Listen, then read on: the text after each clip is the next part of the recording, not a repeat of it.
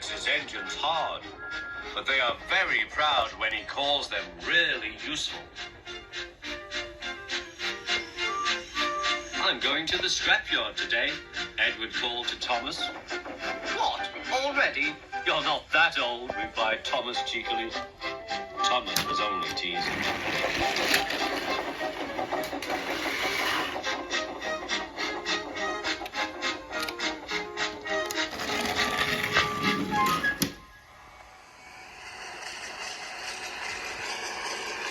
The scrapyard is full of rusty old parts and machinery. They are broken into pieces, loaded into cars, and Edward pulls them to the steelworks, where they are melted down and used again.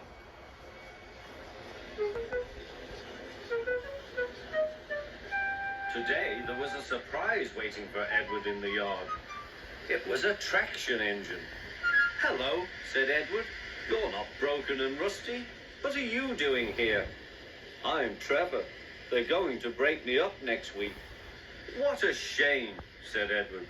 My driver says I only need some paint, polish and oil to be as good as new. But my owner says I'm old-fashioned.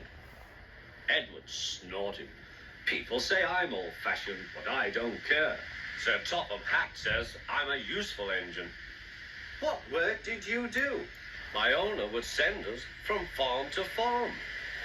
We threshed corn, hauled logs and did lots of other work. The children loved to see us.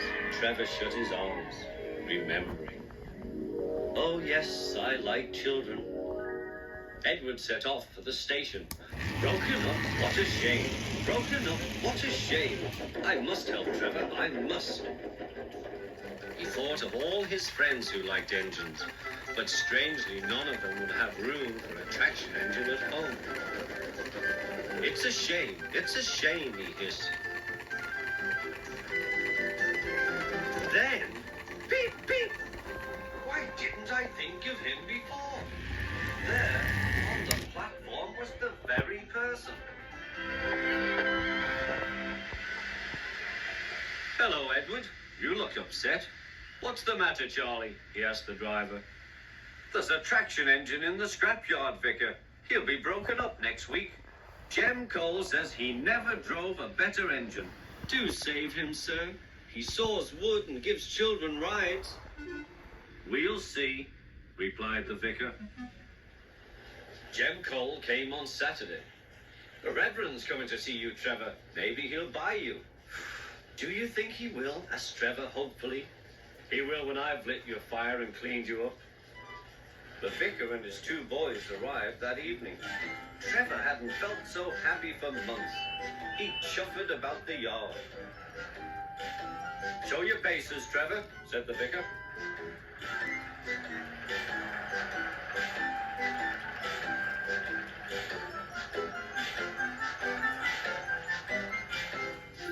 Later, he came out of the office smiling. I've got him cheap, Jem, cheap. Do you hear that, Trevor? Cried Jem. The Reverend saved you and you live at the vicarage now. Peep, peep, whistled Trevor. Now Trevor's home is in the vicarage orchard, and he sees Edward every day.